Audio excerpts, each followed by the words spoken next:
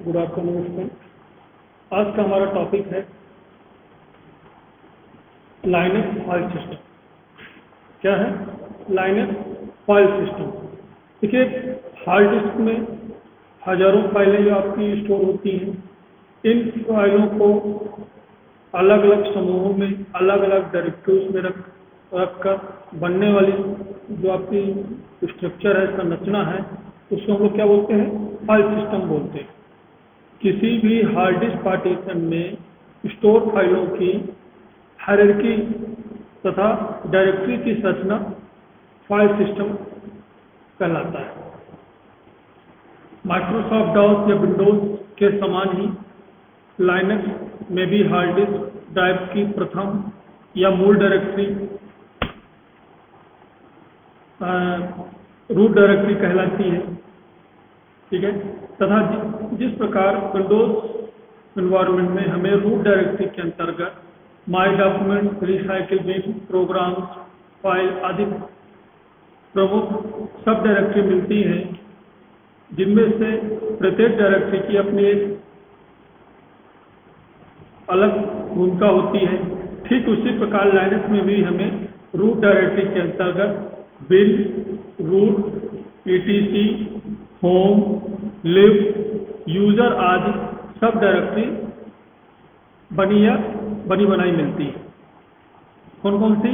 बिन, boot, dev, etc, home, lib, user, ये आपकी जो सब डायरेक्टरी पहले से बनी हुई हमको वहां पे मिलती है। क्लियर है? जिनमें विभिन्न श्रेणियों से संबंधित अलग अलग फाइलें हमारी क्या होती हैं? स्टोर होती हैं। इन फाइल सिस्टम के पाथ के माध्यम से हम लोग पहुंचते हैं उसमें। लाइनक्स फाइल सिस्टम के तहत प्रमुख सब डायरेक्टरी की संरचना हम लोग आगे पहुंचते हैं। अब हम लोग the Linux kernel open source monotype Unix like computer system, ये आपको बता चुका हूँ। It's basic design from perry principle enhancement of Unix during 1970s and 98. Linux is a small Unix system. Version 1.0 released on 1994. 2.2 कब आया? 1999. Okay. This is the file system is responding for storing information on disk and retrieving, updating for information. आपको एक example बताया जैसे FAT32, FAT16, NTFS। Linux में ext, ext3, ext4। In Linux, everything is a file. Clear है? Different types of file system है। Network file system, disk file system, network file system है NFS, SMB, EX2, EX3, FAT32, NTFS, ये आपकी आती हैं। ठीक है। देखिए, physical structure of disk, boot block, super block, note slide, book list, ये आपको इस पर दिखाई देगा। Where does data store. Okay, हमको लाइनक्स में कर्नेल की आवश्यकता क्यों पड़ती है? Second, standard file system ext2, maximum file size 2 TB, maximum value size 8 TB, file name size 255 character. Okay, ext3 2 TB, size 2 TB का होता है, इसमें भी वही आपका है। ext4 fourth standard file system, ये आपका कितना साइज होता है? 16 TB का होता है। Maximum value size 1 EX byte, number of byte 1 billion, support PUF permission file. Okay, देखिए, in Linux all files are directory are located at tree like structure. इसे ट्री लाइक स्ट्रक्चर में आपको दिखता है। The top most directory referred है the file system root, जो dot होगा, और डॉट डॉट डॉट आपको करंट डायरेक्टरी को शो करता है, और डॉट डॉट आपको पेरेंट डायरेक्टरी को शो करता है। ये देखिए, C:\\, USB path dot dot absolute path के कॉलम बैकस्लैश। देख रहे हैं current working directory line is 2 for file system software implementation kernel virtual file system EXPC ESPL HP FL VFX ES4 FreeBSD hardware. आपका root structure का ये आपका root हुआ बस स्लैश से बिल्ड बूट। अब देखिए ये आपकी डायरेक्टरी ये आपकी कौन सी है बिल्ड डायरेक्टरी। अब हम लोग कुछ समझते हैं। सबसे पहले बिन को समझते हैं। बिन डायरेक्टरी इसमें क्या होता है आगे इसमें आपको मिलेगा रूट फाइल सिस्टम। ठीक है the root file system is the top level directory of the file system. It must contain all of the files required to boot the line system before other file system are mounted. It must include all the required executable and libraries required of boot time remaining file system। ये आपकी कौन सी है root directory. कौन सी है root directory. इसके अंदर आपको bin directory मिलेगी। बिन डायरेक्टरी क्या होती है लाइनक्स के आवश्यक यूटिलिटी प्रोग्राम का स्टोर होता है। The bin directory contains our executive file. कौन से एग्जीक्यूटिव फाइल जो आवश्यक यूटिलिटीज प्रोग्राम होते हैं वो फाइलें आपकी कहाँ मिलेंगी बिन डायरेक्टरी में मिलती है। ठीक है इसके बाद आपका था बूट डायरेक्टरी। ये डायरेक्टरी में लाइनक्स की बूटिंग संबंधित जो सूचनाओं का जो संग्रह होता है स्टोरेज होता है वो आपको फाइल कहाँ मिलेंगी बूट डायरेक्टरी मिलेगी। Contain the static boot loader and kernel executive and configuration files required to boot in Linux computer. Clear है जो लाइनक्स के जो बूटिंग से संबंधित जो फाइलें हैं सूचनाएं इंफॉर्मेशन है इन सब का स्टोर कहाँ होगा बूट डायरेक्टरी में होगा।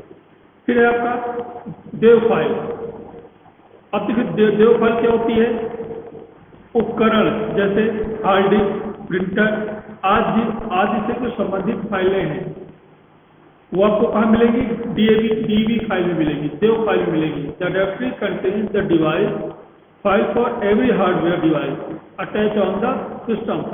आपसे कंप्यूटर में जो भी आपके हार्डवेयर अटैच है उनसे संबंधित फाइलें आपको कहाँ मिलेंगी देव फाइल में मिलेंगी। There is not device driver whether they are files that represent each device on the computer and facilities access on most device। Okay फिर आते हैं ETC। ETC में क्या मिलेगा contain the local system configuration file for the host computer. कौन से जो आपकी फाइल है वो आपको कहाँ मिलेंगी ETC मिलेगी डायरेक्टरी। मतलब विभिन्न कॉन्फ़िगरेशन जो फाइलें होती हैं उनके संबंधित जो डेटा है उन सब का जो संग्रह है स्टोरेज है कहाँ मिलेगा ETC डायरेक्टरी में मिलेगी। फिर आपका होम ये विभिन्न जो आपके यूजर होते हैं विभिन्न यूजर सब डायरेक्टरी से जो के संग्रह जैसे यूजर वन प्रवीण जो भी है आपका ये आपको कहाँ मिलेंगे the home directory store all user files each use has subdirectory that in home directory। Clear है यूजर से संबंधित जो डायरेक्टरी फाइलें हैं वो आपको कहाँ मिलेंगी होम डायरेक्टरी पे मिलती है। क्लियर है इसके बाद है आपका लिव। इसमें क्या होता है लिव डायरेक्टरी में कंटेंट देखो सॉफ्टवेयर लाइब्रेरी कर्नेल मॉड्यूल आदि का जो स्टोरेज होता है वो कहाँ होता है लिव डायरेक्टरी में होता है। Contains their library file that are required on boot the system. अब मीडिया अ प्लेस और to mount external removable media device such as USB thumb device content host ये आपको कहाँ मिलेगा मीडिया डिवाइस में मिलेगा। MNT का मतलब क्या हुआ देखिए इस डायरेक्टरी के अंतर्गत हम अन्य स्टोरेज उपकरण के फाइल सिस्टम को माउंट कर सकते हैं जैसे CD ROM, floppy disk, zip. Okay, a temporary mount point for regular file system as in not removable media that can be used while an administrator is repairing or working on a file system. फिर आपका OPT, optical files such as vendor supplied application program could be located here. Okay, आपकी optical plus जो file है, optional जो फाइलें हैं, ये आपको कहाँ मिलेंगी? OPT डायरेक्टरी में मिलेंगी। और टेम्प में इंटरनेट से संबंधित अस्थायी फाइल आपकी कहाँ मिलेंगी? टेम्परेरी फाइल में मिलती है। ये देखिए, temporary directory use for operating system and many of program to store temporary files. User may also store files here temporarily. Not that files stored here may be deleted any time without prior notice. कभी भी आपकी delete हो सकती है। USR directory में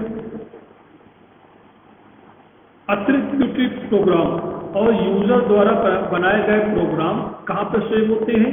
user directory में save होंगे। वो फाइल आपको कहाँ मिलेगी? USR डायरेक्टरी में मिलेगी। क्लियर है? इसी प्रकार से VAR variable data files are stored है। जो वेरिएबल डेटा फाइल्स हैं वो कहाँ पर मिलेगी आपको? VAR डायरेक्टरी में आपको स्टोर होती है। क्लियर है? कमांड अभी हम आपको बात बताते हैं। इसके बाद बिन डायरेक्टरी होती है। देखिए, लाइनक्स जो है डायरेक्टरी लाइनर में उपस्थित यूटिलिटी प्रोग्राम तथा कमांड से संग्रहित जो स्टोर करने के लिए रखती है। इन डायरेक्टरी में रखे सभी प्रोग्राम या कमांड बाइनरी फॉर्मेट में होते हैं। किसमें होते हैं? बाइनरी फॉर्मेट में होते हैं। इसलिए इस डायरेक्टरी को बिन डायरेक्टरी कहा जाता है। इस डायरेक्टरी के अंतर्गत आने वाले सभी कमांड को हम दास कमांड के समान ही लाइनक्स के कमांड प्रॉम्प्ट पर चला सकते हैं। कौन से? ये बेसिक कमांड जो है आपके CD, CD जो आपके हैं, ये आपको कहाँ मिलेंगे? बिन डायरेक्टरी में मिलते हैं। जैसे और देव डायरेक्टरी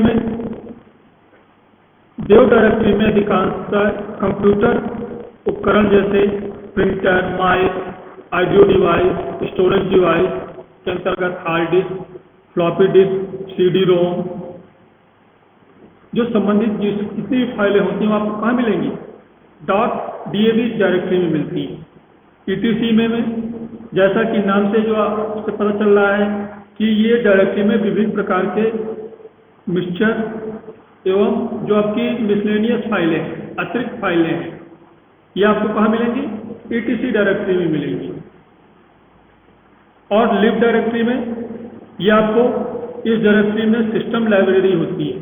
जो LIB लिब डायरेक्टरी है उसमें आपको सिस्टम लाइब्रेरी होती है जिसमें कंपाइलर के लिए आवश्यक हमारा डेटा स्टोर होता है। विभिन्न कमांड और प्रोग्राम फाइलों के क्रियान्वयन के लिए कंपाइलर को इस डेटा की आवश्यकता होती है। वो आपको कहाँ मिलेंगी? लिब डायरेक्टरी में मिलेंगी। होम डायरेक्टरी में आपको जैसे बता चुका है, जो यूजर से अधिकतर जो डायरेक्टरी है वो आपको कहाँ मिलेंगी? होम डायरेक्टरी में मिलती है। इसी के अंतर्गत आपका आता है वर्जन डायरेक्टरी। इस डायरेक्टरी में सिस्टम लॉग फाइलें अलग अलग यूटिलिटी संबंधी फाइलें रखी जाती हैं। अब हम समझते हैं, जैसे मैंने आपको बताया टाइप्स ऑफ फाइल सिस्टम, अभी आपको बताया यहाँ पे। देखिए, इसमें यूजर द्वारा जब लाइनक्स में प्रोग्राम डेटा फाइल तथा कुछ विशेष फाइलें भी होती हैं। लाइनक्स की इन सभी फाइलों को मुख्य रूप से 3 भागों में बांटा गया। पहला कौन सा है आपका?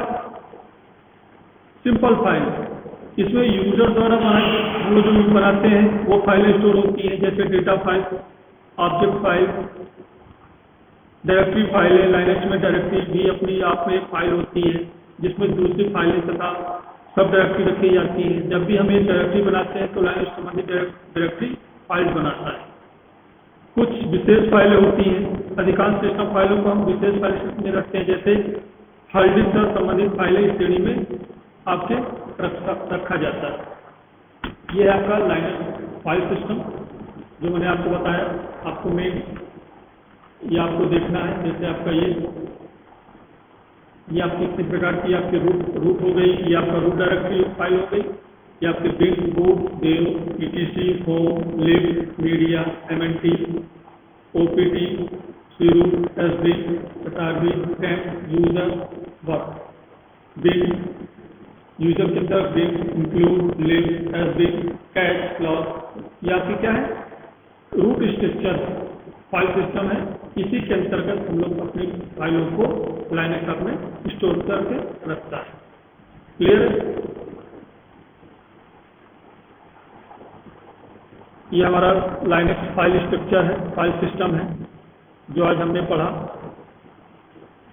आपको मैंने लाइनक्स के विभिन्न फ्लेवर बता दिए थे, इसके बारे में फिर चर्चा कर लेंगे। अब हम लोग लाइनक्स इंस्टॉल करने के लिए हमको हार्डवेयर और सॉफ्टवेयर की आवश्यकता होती है। देखिए, लाइनक्स ऑपरेटिंग सिस्टम चलाने में विंडोज़ की तुलना में काफ़ी कम रिसोर्सेज की आवश्यकता होती है। विंडोज़ का कोई भी जो नया वर्जन है चलाने के लिए आवश्यक न्यूनतम हार्डवेयर कॉन्फ़िगरेशन हमको आवश्यकता होती है।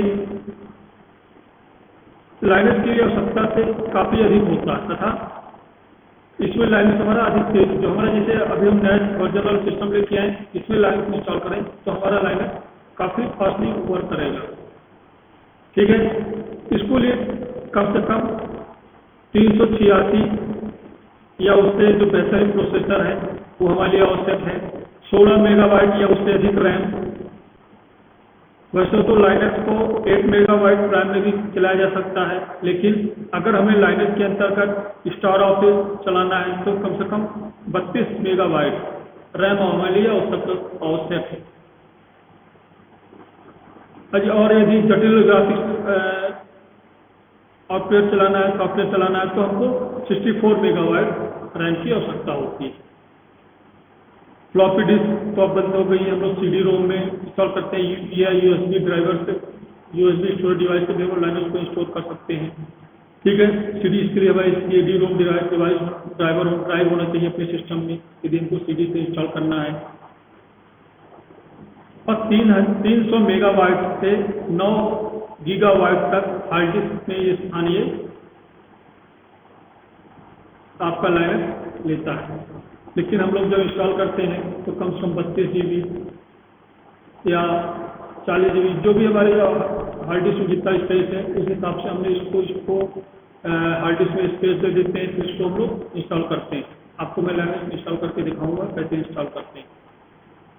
ओके, आज इतना ही। कल से हम लोग प्रोग्राम को कार्य करेंगे। ओके।